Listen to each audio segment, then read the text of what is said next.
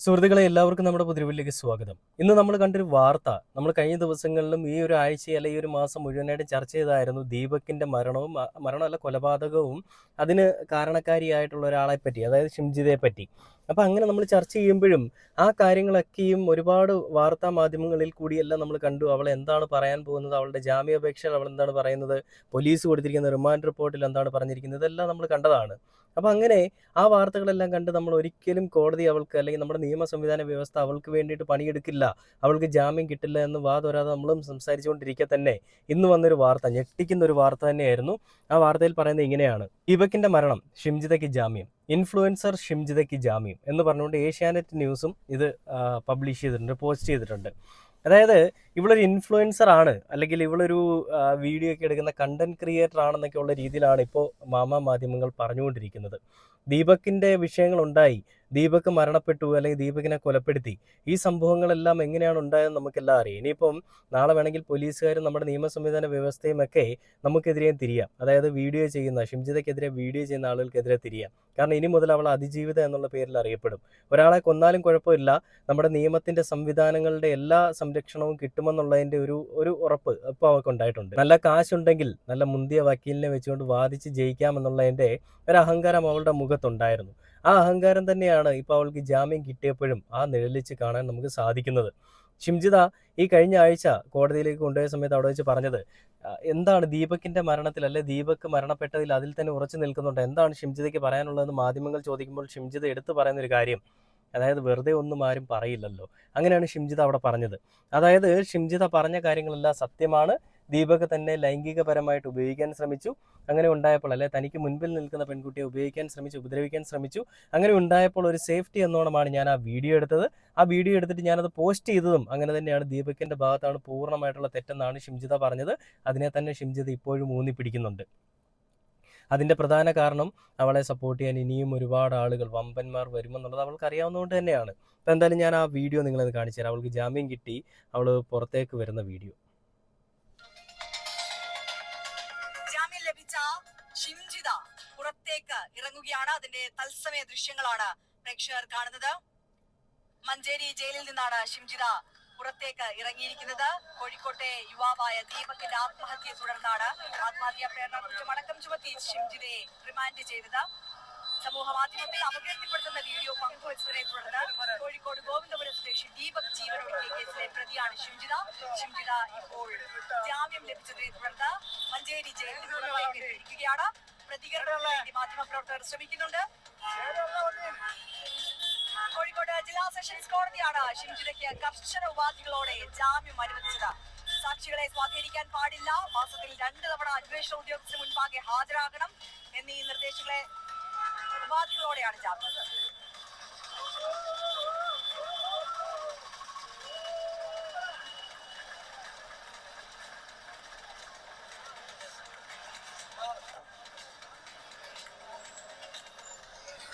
കണ്ടില്ലേ, കർശന ഉപാധികളോടുകൂടിയാണ് അവൾക്ക് ജാമ്യം കൊടുത്തിരിക്കുന്നത്. അതായത് സാക്ഷികളെ സ്വാധീനിക്കാൻ പാടില്ല, അന്വേഷണ ഉദ്യോഗസ്ഥൻ എപ്പോൾ വിളിച്ചാലും അവിടെ ഹാജരാവണം, ആഴ്ചയിൽ 2 തവണയോ മാസത്തിൽ ഒരു 5-6 തവണയെങ്കിലും ഒക്കെ ഹാജരാവണം എന്നൊക്കെ പറഞ്ഞുകൊണ്ടാണ് കർശനമായ ഉപാധികളോടുകൂടി ജാമ്യം നൽകിയിരിക്കുന്നത്. എന്തൊരു പരിപാടിയാണല്ലോ! ഇതിൽ ഞാൻ പോലീസിനെ ഒരിക്കലും കുറ്റം പറയില്ല. കാരണം പോലീസ് വേണ്ട രീതിയിൽ തന്നെ കാര്യങ്ങൾ കൈകാര്യം ചെയ്തിട്ടുണ്ട്. അവളെ പിടിച്ച അന്ന് തൊട്ട് ഇന്ന് വരെയും പോലീസ് കസ്റ്റഡിയിലെടുത്തതിനും അല്ലെങ്കിൽ പോലീസ് റിമാൻഡ് റിപ്പോർട്ട് തയ്യാറാക്കിയതിലുമെല്ലാം വളരെ വ്യക്തവും കൃത്യമായിട്ടുള്ള കാര്യങ്ങൾ തന്നെയാണ് പോലീസ് എഴുതിയത്. ഇനി ഇവളെ പുറത്ത് വിട്ടാൽ അവൾ ഇനിയും ഒരുപാട് ആണുങ്ങളുടെ ജീവിതം ഇല്ലാതാക്കും, ഒരുപാട് കുടുംബം ശിഥിലമാക്കും, ഒരുപാട് അച്ഛനെയും അമ്മയും ഇല്ലാതെയാക്കും എന്നുള്ള കാര്യങ്ങൾ പോലീസ് പറഞ്ഞു. അങ്ങനെ വ്യക്തമായിട്ടുള്ള രീതിയിൽ തന്നെ റിമാൻഡ് റിപ്പോർട്ട് തയ്യാറാക്കി അവളെ നല്ല രീതിയിൽ പൂട്ടുകയും ചെയ്ത ഒരു പോലീസ് തന്നെയാണ്. അതിന് നമുക്കൊന്നും പറയാനില്ല. പോലീസുകാർ അങ്ങേയറ്റം അവരോട് നമുക്ക് ബഹുമാനമുണ്ട്. എന്നാൽ നമ്മുടെ കോടതി, ജില്ലാ കോടതി കാണിച്ചൊരു പരിപാടി, ദീപക് എന്ന് പറയുന്ന ഒരു യുവാവിന്റെ ജീവിതം ഇല്ലാതാക്കി ഇവൾക്കൊരു പരിഗണന കൊടുത്തതിൽ കൂടി എന്താണ് കോടതി, ബഹുമാനപ്പെട്ട കോടതി നിങ്ങൾ മുന്നിലേക്ക് വെക്കാൻ പോകുന്നത്? അല്ലെങ്കിൽ എന്ത് സന്ദേശമാണ് നിങ്ങൾ പുതിയ തലമുറയിൽപ്പെട്ട ജനങ്ങൾക്ക് കൊടുക്കുന്നത്, അല്ലെങ്കിൽ പുതിയ തലമുറയിൽപ്പെട്ട പെൺകുട്ടികൾക്ക് കൊടുക്കുന്നത്, അല്ലെങ്കിൽ ഇരയാക്കപ്പെടുന്ന ആൺകുട്ടികൾക്ക് കൊടുക്കുന്നത്, അനാഥമാക്കപ്പെട്ട കുടുംബങ്ങൾക്ക് കൊടുക്കുന്നത്? എന്ത് നീതിയും എന്ത് സംവിധാനവും ഒക്കെയാണ് നിങ്ങൾ എന്ത് സംരക്ഷണമൊക്കെയാണ് നിങ്ങൾ കൊടുക്കുന്നത്? ഈ വിഷയത്തിൽ ഷിംജിതയ്ക്ക് ജാമ്യം കിട്ടിയപ്പോൾ ആ അമ്മ വിതുമ്പിക്കൊണ്ട് മാധ്യമങ്ങളോട് പറയുന്ന ഒരു കാര്യം, അതുകൂടെ ഞാൻ എന്തായാലും കാണിച്ചാൽ റിപ്പോർട്ട് ചാനൽ വന്നിരിക്കുന്ന വീഡിയോ ആണ്. ഇനി എന്റെ മോൻ തിരിച്ചു വരുമല്ലോ, എനിക്കത് മാത്രം എന്റെ മനസ്സിലുള്ള വേദന. ആരോടും ഞാൻ പറയണേ, എനിക്കൊന്നും അറിയില്ല. എങ്ങനെ നീ എന്റെ മോനില്ലാതെ ജീവിക്കണമെന്ന് എനിക്ക് ആലോചിക്കുന്നു. എന്റെ കുട്ടിയില്ലാതെ ഒരു നിമിഷം ഞാൻ ഇത്രയും ദിവസം ഞാൻ തള്ളി നീക്ക. എന്താ ഞാൻ ചെയ്യുന്നത്? എനിക്കൊന്നും അറിയില്ല. അവര് നോക്കണേ, ഞാനൊന്നും അന്വേഷിക്കില്ല. ഏട്ടന്റെ മോൻ നോക്കണ്ട എല്ലാ കാര്യങ്ങളും. ഇതുള്ളതല്ല, ഇല്ലാത്തൊന്നല്ലല്ലോ പറഞ്ഞത്. പിന്നെ എന്താ, എന്റെ കുട്ടി പോയി. എന്റെ കുട്ടീന് 25 ദിവസമായി ഞാൻ കണ്ടിട്ട്. എന്റെ മോനെ, എന്റെ അയ്യോ എനിക്ക് ആലോചിക്കാൻ വയ്യ. എന്റെ കുട്ടിഞ്ഞ് വരില്ലല്ലോ. എനിക്ക് ജീവിക്കാനേ ഇഷ്ടമില്ല. എന്റെ മോന്റെ അടുത്ത് എത്തിപ്പെട്ടാ മതി. ഞാൻ ആലോചിക്കണം ഇങ്ങനെ മുന്നോട്ട് പോകും. എനിക്കൊരർത്ഥമില്ല. കണ്ടില്ലേ ആ അമ്മയുടെ കണ്ണുനീരിന് നമ്മുടെ സംവിധാന വ്യവസ്ഥകളെല്ലാം അല്ലെ ഈ ബഹുമാനപ്പെട്ട കോടതിയും ഉത്തരം പറയേണ്ടി വരും. ഇത് കോടതിയെ ഞാൻ അപമാനിക്കുകയോ അപകീർത്തിപ്പെടുത്തുകയോ ഒന്നുമല്ല. പക്ഷേ കോടതിയിൽ ഇരിക്കുന്ന ചില ആളുകളുടെ ചിന്താഗതികളെയും അവരുടെ ആ ഒരു എന്താ പറയുക ഈ രീതിയിലുള്ള തീരുമാനങ്ങളെയൊക്കെയാണ് ഞാൻ എതിർക്കുന്നത്. അതായത് ദീപക്കിനെ കൊലപ്പെടുത്തി ഇവള് പുറത്തു പോയി കഴിഞ്ഞാൽ ഇനിയും ഒരുപാട് ആണുങ്ങളുടെ ജീവിതം കവർന്നെടുക്കുമെന്ന് എല്ലാവർക്കും അറിഞ്ഞിരിക്കെ തന്നെ എന്തുകൊണ്ട് ഇവൾക്ക് ഒരു ജാമ്യം കൊടുത്തു? ഇനിയും ഇതുപോലെ ഒരുമ്പെട്ടിറങ്ങുന്ന സ്ത്രീകൾക്ക് എന്ത് തോന്നിവാസവും കാണിക്കാം എന്നുള്ളൊരു താക്കീതാണ്, അല്ലെങ്കിൽ എന്ത് തോന്നിവാസവും കാണിച്ചാലും കുഴപ്പമില്ല, ഞങ്ങൾ രക്ഷിക്കുമെന്നുള്ളൊരു സന്ദേശമാണ് നിങ്ങൾ കൊടുക്കാൻ ശ്രമിക്കുന്നത്. കോടതി മാത്രമല്ല, ഇവളെ രക്ഷിക്കാൻ വേണ്ടിയിട്ട് നല്ല പണം എറിഞ്ഞ് പണം വാരി പണം എടുത്ത് പോക്കറ്റ് ഇട്ടുകൊണ്ട് നിൽക്കുന്ന വക്കീലുമാരുണ്ടല്ലോ, ഇവന്മാരൊക്കെയാണ് നല്ല രീതിയിൽ ഇവന്മാർക്കാണ് ആദ്യം കൊടുക്കേണ്ടത്. അതായത് നാളെയും ഇവള് ഫോണും പൊക്കി പിടിച്ചുകൊണ്ട് അടുത്ത ബസ്സിൽ കയറി കഴിഞ്ഞാൽ അതിനും നമുക്ക് പ്രത്യേകിച്ചൊന്നും പറയാനില്ല. കാരണം ഇതൊക്കെ നടക്കും, ഇതൊക്കെ നടന്നേ പറ്റൂ, അത് നടന്നോട്ടെ എന്നുള്ള രീതിയിൽ നമ്മൾ കണ്ടുവിടണം. അതായത് പുരുഷന്മാരാണല്ലോ എല്ലായ്പ്പോഴും തെറ്റുകാർ. ഒരു പെണ്ണിങ്ങനെ ഫോണും പിടിച്ചുകൊണ്ട് ഇങ്ങനെ വീഡിയോ എടുത്തുകൊണ്ട് നിന്നാലും കുഴപ്പമൊന്നുമില്ല. ഞങ്ങൾ സംവിധാന വ്യവസ്ഥ, നിയമ സംവിധാന വ്യവസ്ഥയിലുള്ള ആളുകൾ ഇവിടെ ഇരിക്കുന്നത് സ്ത്രീ സംരക്ഷണത്തിന് വേണ്ടിയിട്ടാണ്. അതേസമയം ഒരു പുരുഷനെയാണ് ഈ രീതിയിലൊരു ആരോപണ വിധേയനായിരുന്നതെങ്കിൽ എന്ത് രീതിയിലാണ് നിലപാടെടുക്കുക? ഈ ഒരാഴ്ച കൊണ്ട് അല്ലെങ്കിൽ ഒരു 20 ദിവസം കൊണ്ട് ആ പുരുഷന് പുറത്തിറങ്ങാൻ പറ്റുമോ നിങ്ങൾ മനസ്സിലാക്കുന്നുണ്ടോ? നിങ്ങൾ ചിന്തിക്കുന്നുണ്ടോ? ഇപ്പോൾ നമുക്കെതിരെ ഒരു കേസ് വരികയാണ്, ഒരു അലിഗേഷൻ വരികയാണ്. കേസല്ല, അലിഗേഷനാണ്, ആരോപണം മാത്രം. ആരോപണം വന്നു കഴിഞ്ഞാൽ നമ്മൾ എത്ര ദിവസത്തിനകം കുറ്റവിമുക്തനാവും? അതായത് ഈ കുറ്റം ചെയ്തിട്ടില്ലെങ്കിലും കുറ്റാരോപിതൻ മാത്രമാണെങ്കിലും നമ്മളെ എത്ര ദിവസം കൊണ്ട് നമ്മുടെ നിയമ സംവിധാന വ്യവസ്ഥയുടെ പിടിയിൽ നിന്ന് നമ്മൾ രക്ഷപ്പെടും? എങ്ങനെ പോയാലും നമ്മുടെ ഒരു യൗവനം അത് തീർന്ന് വാർദ്ധക്യമാവുന്നത് വരെയും നമ്മൾ ജയിലിൽ തന്നെയായിരിക്കും. അതുതന്നെയാണ് പലപ്പോഴായിട്ടും പല സമയങ്ങളിലും നമ്മൾ കണ്ടുകൊണ്ടിരിക്കുന്നത്. അങ്ങനെ ജയിലിനുള്ളിൽ അകപ്പെട്ടു പോകുന്നതാണ് പുരുഷന്മാരുടെ ജീവിതം. എന്നാൽ സ്ത്രീകൾക്കാണ് സംഭവിക്കുന്നതെങ്കിലോ, ഇവിടെ ഇപ്പോൾ ഷിംജിതയ്ക്ക് സംഭവിച്ചതുപോലെ സ്ത്രീകളെ പുറത്തിറക്കാൻ വേണ്ടിയിട്ട് ഒരു കൂട്ടം ആളുകൾ ഇവിടെ അലഞ്ഞു തിരിഞ്ഞ് നടക്കുന്നുണ്ട്. സ്ത്രീകൾക്ക് പൂർണ്ണ സംരക്ഷണം കൊടുത്ത് അവരെ എടുത്ത് തോളത്ത് വെക്കാൻ വേണ്ടിയിട്ട് കുറേ അധികം ആളുകളുണ്ട്. പുച്ഛം മാത്രമേ ഉള്ളൂ നിങ്ങളോടൊക്കെ.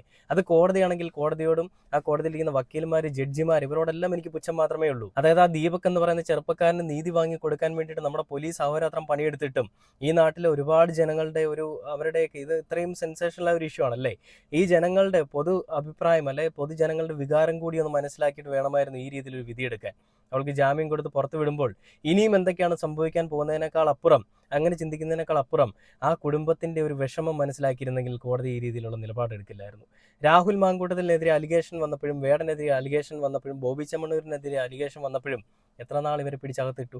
അതെല്ലാം വെറും അലിഗേഷൻ മാത്രമാണ്. എന്നാൽ ഇത് പൂർണ്ണമായിട്ടുള്ള തെളിവോടുകൂടി പിടിക്കപ്പെട്ടൊരു കേസിൽ എങ്ങനെ ഇവൾക്ക് ജാമ്യം കിട്ടി? അമ്മാതിരി രീതിയിൽ പണം വാരി എറിഞ്ഞിട്ടുണ്ടെന്നൊരു കാര്യത്തിൽ യാതൊരു സംശയമില്ല. ഇപ്പോൾ ഒരു മുസ്ലിം ലീഗ് ആണെന്നൊക്കെ പറഞ്ഞുകൊണ്ട് പല ആളുകളും മെസ്സേജ് അല്ലെങ്കിൽ കമൻ്റൊക്കെ ഇടുന്നുണ്ട്. അങ്ങനെ എന്തും ആയിക്കോട്ടെ, എങ്ങനെയാണെങ്കിലും ഇവൾക്ക് എങ്ങനെ ജാമ്യം കിട്ടുന്നുള്ളൊരു കാര്യത്തിലാണ് നമ്മളിനി അറിയേണ്ടത്. എന്തിൻ്റെ ഉപാധി, എത്ര കർശന ഉപാധികൾ കൊടുത്താലും എന്തുകൊണ്ട് ജാമ്യം കൊടുത്തു? ഇവൾക്കും ഈ ഗോവിന്ദചാമിക്കും ഒക്കെ ജാമ്യം കൊടുക്കുന്ന ഒരുപോലെയാണ് കേട്ടോ. ഇവള് വീഡിയോ എടുത്ത ആളിനെ കൊല്ലുന്നു, ഗോവിന്ദചാമി ഡയറക്റ്റ്ലി ട്രെയിനിൽ നിന്ന് തള്ളിയിട്ട് കൊല്ലുന്നു, പീഡിപ്പിച്ച് കൊല്ലുന്നു. രണ്ടുപേരും ചെയ്യുന്ന ഒരേ പ്രവൃത്തിയാണ്. ഇവൾ എന്താണോ ആഗ്രഹിച്ചത് അത് അവൾക്കിപ്പോൾ കിട്ടി. സ്ക്രീൻ പ്രസൻസ് അവൾക്ക് കിട്ടി, മാധ്യമ ശ്രദ്ധ കിട്ടി, അവളുടെ അക്കൗണ്ട് വീണ്ടും റീച്ച് ആകാൻ പോകുന്നു. ഇതിപ്പോൾ 2-3 ആഴ്ച കഴിഞ്ഞ് 3 മാസമൊക്കെ കഴിഞ്ഞ് കഴിഞ്ഞാൽ എല്ലാവരും ഇത് മറക്കും. ദീപകിനെ മറക്കും, കുടുംബത്തിനെ മറക്കും, ഷിംജിത എന്ന് പറയുന്ന ഒരാൾ ചെയ്ത പ്രവൃത്തിയെ മറക്കും. പിന്നീട് എന്താണ്? ദീപക് അവളുടെ പ്രൊഫഷനിൽ അവൾ നല്ല രീതിയിൽ പോകുന്നു, അവളൊരു അതിജീവിതയായിട്ട് തുടരുന്നു, അവൾ ചെയ്യുന്ന വീഡിയോയ്ക്കൊക്കെ റീച്ച് ആവുന്നു. ഇനിയിപ്പോൾ അവൾ എന്ത് ചെയ്താലും റീച്ചാണ്. കാരണം അവളെ ചീത്ത വിളിക്കാൻ വേണ്ടി 10 പേര് കയറി കാണും, 1000 പേര് കാണും, 1,00,000 പേര് കാണും. അത് അവൾക്കൊരു റീച്ചാണ്, നിങ്ങൾ മറക്കരുത്. അപ്പോൾ ഇങ്ങനെ ഇനിയും തൊട്ട് എല്ലാ തോന്നിവാസങ്ങളും കാണിക്കാൻ വേണ്ടിയിട്ട് ഇവൾ ഇറങ്ങിത്തിരിക്കും, ഒരുമ്പെട്ടിറങ്ങും എന്നുള്ളൊരു കാര്യത്തിൽ ഒരു സംശയവുമില്ല. നാളെ നമുക്കെതിരെയൊക്കെ വേണമെങ്കിൽ പരാതി കൊടുക്കാം. അതായത് അവളുടെ വ്യക്തി ജീവിതത്തിലേക്ക് കടന്നു കയറി അവളെപ്പറ്റി അപകീർത്തിപ്പെടുത്തിക്കൊണ്ട് വീഡിയോ ചെയ്തു, അപരാധങ്ങൾ പറഞ്ഞു എന്നൊക്കെ പറഞ്ഞുകൊണ്ട് വേണമെങ്കിൽ വരാം. എങ്ങനെ വന്നാലും ആ കുടുംബത്തിനോടൊപ്പം തന്നെ ഞങ്ങൾ കേരളത്തിലെ ജനങ്ങളുണ്ടാവും. കേരളത്തിലെ ജനങ്ങൾ ഉള്ളിടത്തോളം കാലം ഞാനടക്കമുള്ള എല്ലാ എല്ലാ വീഡിയോ ചെയ്യുന്ന എല്ലാ കണ്ടന്റ് ക്രിയേറ്റേഴ്സും ഉണ്ടാകുമെന്ന് ഞാൻ എടുത്തു പറയുകയാണ്. ഇനി ഇതുപോലത്തെ ഒരു അപരാധം അല്ലെങ്കിൽ ഇതുപോലത്തെ ഒരു ചെറ്റത്തരം ഇവിടെ ആവർത്തിക്കാൻ പാടില്ല. ഇപ്പോൾ ഇവൾക്ക് ജാമ്യം കൊടുത്തിരിക്കുന്ന ജില്ലാ കോടതിയാണെങ്കിൽ മേൽക്കോടതി അല്ലെങ്കിൽ മുകളിൽ ഏത് കോടതിയുണ്ടോ അവരെല്ലാം ഇവളെ പിടിച്ചകത്തിടാൻ വേണ്ടിയിട്ടുള്ള പണിയെടുക്കട്ടെ. ഇനി അതിനുള്ള തയ്യാറെടുപ്പുകൾ നടക്കട്ടെ. ആ അമ്മയുടെ കണ്ണുനീര് കണ്ടിട്ട് നമുക്ക് ആർക്കും സഹിക്കാൻ സാധിക്കുന്നില്ല എന്ന് എനിക്ക് നന്നായിട്ടറിയാം. നിങ്ങൾക്ക് ആർക്കും സാധിക്കുന്നില്ല, എനിക്കും അതുപോലെ തന്നെയാണ്. ആ അമ്മയ്ക്ക് നീതി കിട്ടണമെങ്കിൽ, ആ ദീപക്കിന് നീതി കിട്ടണമെങ്കിൽ ഇവളെ പോലെയുള്ളവന്മാർ ഇനിയും ജയിലിൽ തന്നെ തുടരണം. അതിന് വേണ്ടിയിട്ട് എന്തൊക്കെ ചെയ്യാൻ പറ്റുമോ അതെല്ലാം ചെയ്യണമെന്ന് പ്രത്യേകിച്ച് പറഞ്ഞുകൊണ്ട് ഈ ഒരു വീഡിയോ അവസാനിക്കുകയാണ്. കഷ്ടമാണ് കേട്ടോ.